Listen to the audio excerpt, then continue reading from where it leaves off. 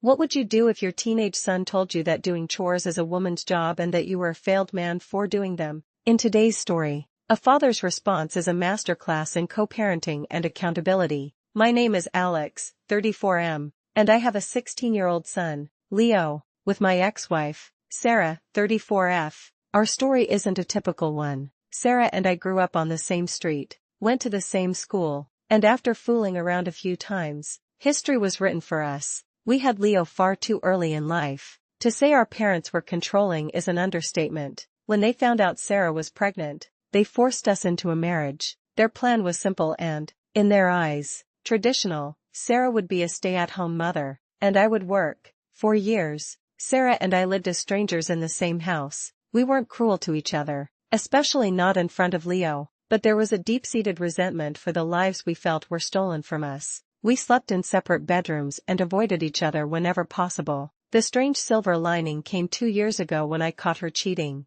That singular event was the catalyst we both needed to finally break free from our parents' control and get a divorce. Now, things between us are surprisingly good. Without the weight of marriage, I consider her a true friend, and I have to give her credit. Through all of it, she was a remarkable homemaker and an amazing mother. When we split, I was thrown into the deep end. For the first time, I had to learn how to actually run a household. I'm embarrassed to admit that at 32 years old, I was watching YouTube tutorials just to learn basic cooking and cleaning. It was a humbling experience that revealed just how much work Sarah had been doing all those years. A few weeks ago, this new reality came to a head. I was ironing clothes for myself and Leo and told him it was time I taught him how to do it. I didn't want him to make the same mistakes I did, to be completely helpless on his own. He flat out refused. I told him he'd have to learn eventually, and that's when he dropped the bomb. Only failed men do stuff like this, he said, his voice dripping with teenage conviction.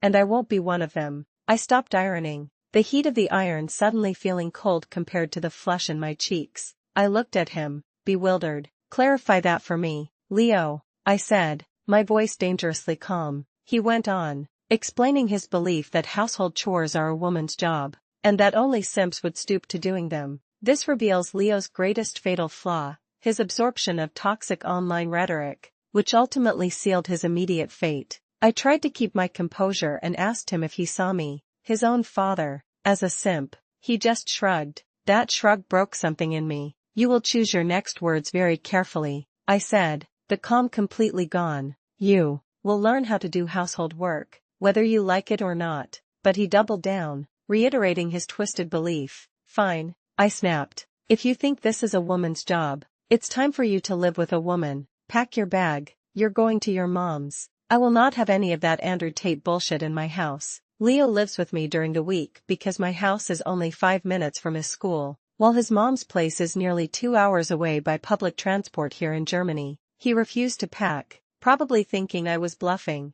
so I did it for him. I marched into his room, pulled out his bag, and started stuffing it with his clothes. The sight of me, grimly packing his things, finally made the gravity of the situation sink in. He started to backtrack, to stammer out an apology, but I wasn't having any of it. In the time it took me to pack, he must have called Sarah, because my phone rang. I picked up, expecting an argument. What's going on? She asked. I explained everything Leo had said, the woman's job comment, calling me a simp, all of it. To my immense relief, she was completely on my side. Just drop him off here, she said. I'll help you teach him this lesson. At that moment, I was reminded of what one commenter would later say. You two may not have been right for one another as spouses, but you're both amazing parents. It's been about 2 weeks now. Leo is living with his mother and she has been reinforcing the lesson by making him do chores. He has to endure the long 2-hour commute to school and back, and his free time is filled with the very tasks he disdained. He's called me multiple times, apologizing and begging to come back. Sarah and I agreed he'll stick it out for another week or two,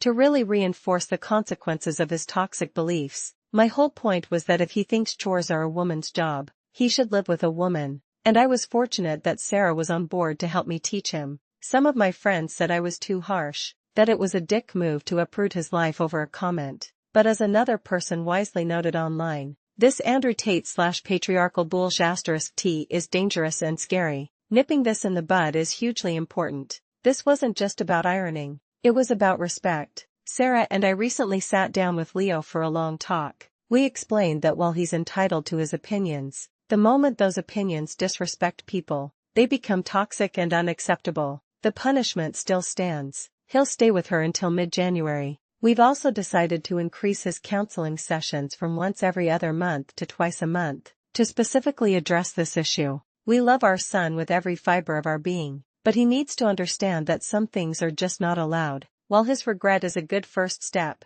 we know this is a deeper issue that needs to be addressed properly, and when he does come back, there will be no more coasting through an easy life. One of the most validating comments I read pointed out the only path forward, from here out. Your young man makes his own lunch, does his own laundry, and takes more responsibility. No backsliding allowed. He will be getting a fixed chore schedule, whether he likes it or not. This entire ordeal has shown that firm, united parenting is the only way to counteract the dangerous ideologies our children can absorb online. It's about teaching them not just life skills, but fundamental respect for others and for the work it takes to build a life. So I'll ask you, when is it right to take a drastic step to teach your child a lesson? And how do you ensure the lesson sticks?